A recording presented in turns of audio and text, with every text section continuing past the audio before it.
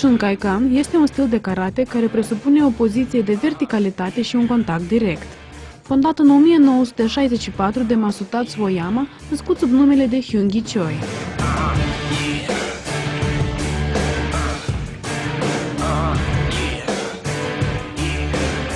Kyokushinkai se traduce din japoneză calea adevărului suprem și are rădăcinile într-o filozofie care implică auto-îmbunătățire, disciplină și un antrenament dur.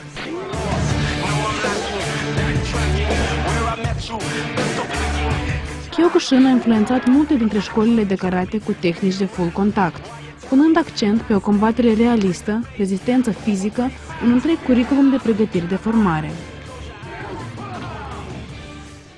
Kyokushinul ca tare se traduce drumul spre desăvârșire, spre săvârșire. Omul ajunge la așa un nivel când el nici nu poate să-și dea seama că poate să ajungă la așa rezultate și la așa călirea corpului, a minții, a sufletului și așa mai departe. Deci karatele este o filozofie totuși. M-a ajutat foarte mult la tărirea sufletului, minții, a gândi rapid la temă, a fi bărbat. Unele organizații de arte marțiale s-au inspirat din Kyokushin de-a lungul anilor, adăugând unele completări, cum ar fi tehnicile de grappling, dar urmând în continuare aceeași filozofie a metodelor de formare realistă și practică. În prezent, Kyokushin este cunoscut ca cel mai puternic stil de karate. Existând ca o singură organizație sub conducerea fondatorului Mas Oyama, organizarea Kyokushin, după aprobarea maestrului, s-a divizat în diferite grupuri. Multe dintre aceste grupuri folosesc nume identice sau având mici diferențe. Ca urmare, există multă confuzie de politică internă și rivalitate între grupuri. Deși dificil de cuantificat, se presupune că numărul de elevi și instructori implicați în procesul de învățare, de predarea stilului sau unui dintre variațiile acestuia, este semnificativ în aproape toată lumea și este de ordinul milioanelor.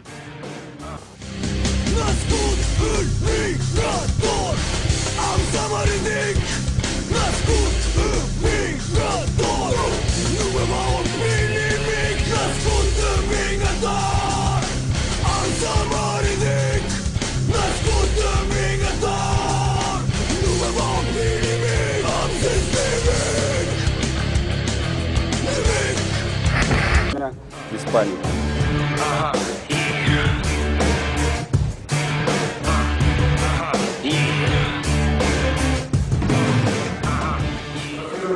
Наши ребята ничем не отличаются от других стран, даже лучше, потому что у нас другое качество тренировки, другие условия.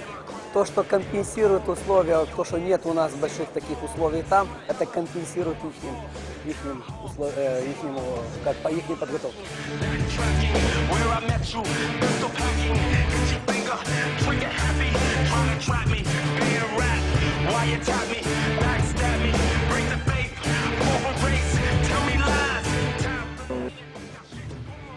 Ca în orice luptă, nu s-a ales fără de răniți, dar și fără de neîndreptățiți.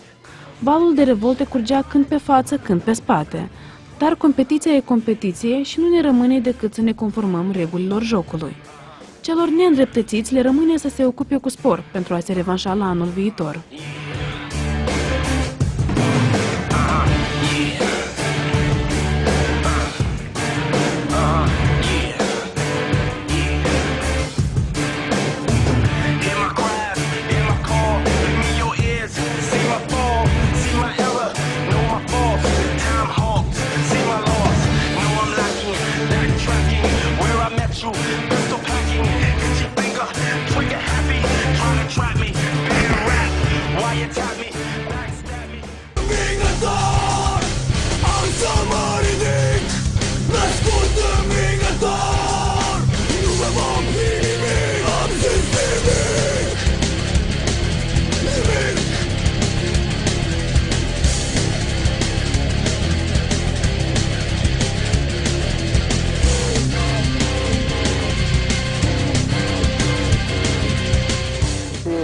Есть в разных городах, сейчас новый клуб открылся в Бельцах, в городе есть 6 клубов, есть в Камрате, есть в Каушанах, то есть развивается очень.